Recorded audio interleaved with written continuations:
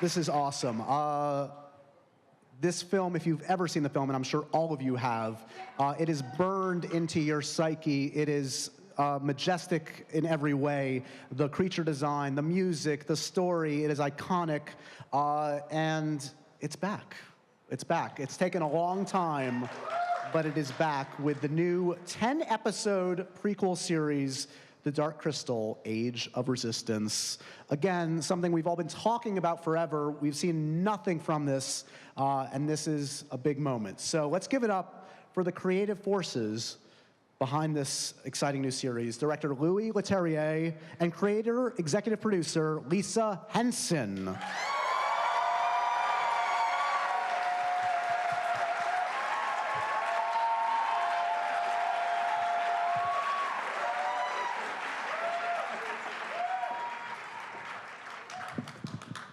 Hello. Welcome, guys. Thank you. This is a big moment. I'm sure for you guys too, because Absolutely. I mean, Lisa, I have to start with you. This is obviously something that's part of your DNA. This is a very important, sacred project. I believe, you know, Jim Henson, he considered it his kind of masterwork, one of the things he was most proud of. It is a truly extraordinary film, and we've been wanting to make a sequel or some kind of spin-off to the movie for a really long time. So we've just wrapped. I mean, we don't have as much to show as other people because we literally wrapped a week ago. Right. But it has been the most exciting year of my professional career, you know, working on this show, because it's the dream come true to bring Dark Crystal to life with puppets and to do 10 hours of it. It's incredible. Unbelievable. Louis, I'm going to guess that you share the affection for this source material. Talk to me about sort of what the task was, what the biggest adventure of this was for you. What did you want to bring to 10 more hours of this creative universe? Well, I mean, I came to see Lisa as a fan. You know, I guess you should all do this. You should go see Lisa Henson and say, I actually would like to direct something of Jim Henson. It works. No, I did, and I said, what are you doing with this? And said, you know, we've tried to do sequels, we've tried to do a few things, but that was 7 years ago. And we've been developing this project for 7 years. And then we eventually found exciting partners in Netflix, and we realized that the canvas was so massive, and like Jim Henson was saying in the clip you just saw, it was his biggest, his hardest task, and his greatest achievement. It truly feels like this. It took us 1 year to film it. 1 year every day filming this project with puppets. So it's you know, work of love, a work of art, and we can't wait for a little while to share it with you.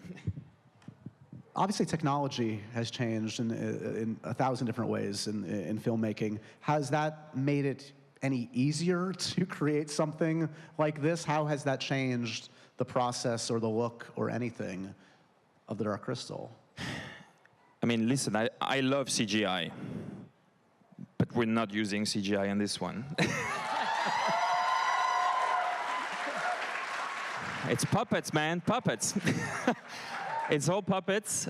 We're enhancing here, there, things, you know, racing rods, racing puppeteer. The thing that really changed, you know, you can talk about this, Lisa, the thing that really changed is being able to race puppeteers. So that's the thing, like we can do more different type of puppeteering, more action-oriented puppeteering through the art of you know, sort of like plates and stuff like that. So things that are pretty easy. But CGI, I was like, yeah, see you on the next one, not this one. You can't replace that feel, that tangible feel, and it's what it's all about. Yeah, people have asked, like, what is the newest, latest technology we're bringing to this?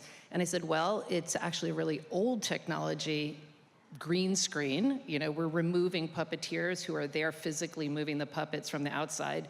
But Jim didn't have the ability to do that at the time of the movie.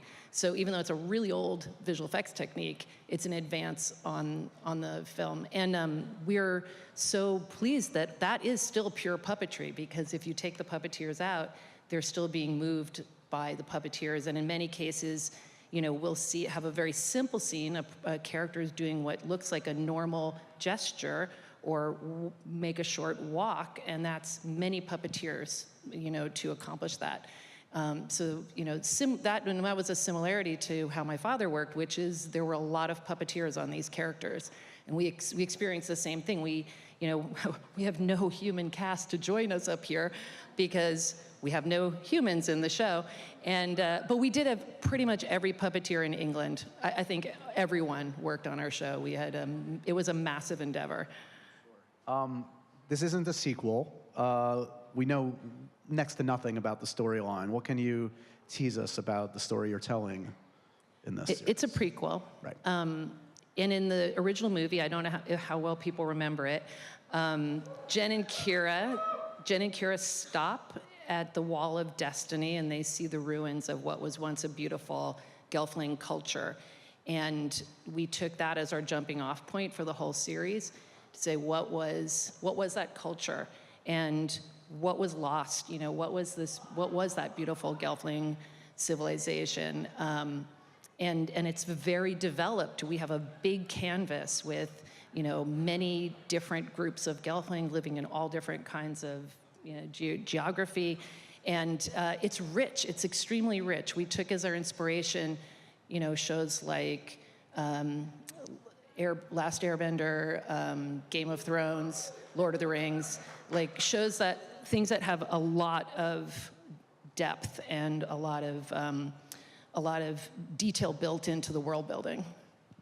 I would assume that the hope for something like this is you satisfy old geezers like me that have seen the original, but like you're bringing in a whole new audience as well. You feel like this is going to honor sort of what expectations have built over decades for people like me, but it serves both audiences. That's the goal for something like this, I would imagine.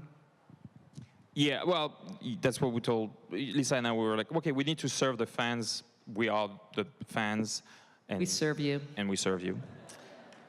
But also we need to create new fans. Fans that, I mean, you know, like you were talking about CG, they have, kids these days, they haven't seen puppets. They haven't seen puppets actually that look like this. You know, they've seen fuzzy puppets, you know, but this is quite different, and it's sometimes quite scary, and you know, there's a lot of action, there's a lot of drama, there's, you know, a few deaths. So that's, you know, a lot of that stuff, it's multi-generational, but definitely it brings in everything you know about the Dark Crystal and everything you've loved about shows and movies like, you know, Lord of the Rings, everything, and brings it to this world that was created by, you know, Jim Henson, Frank Oz, and Brian Froud.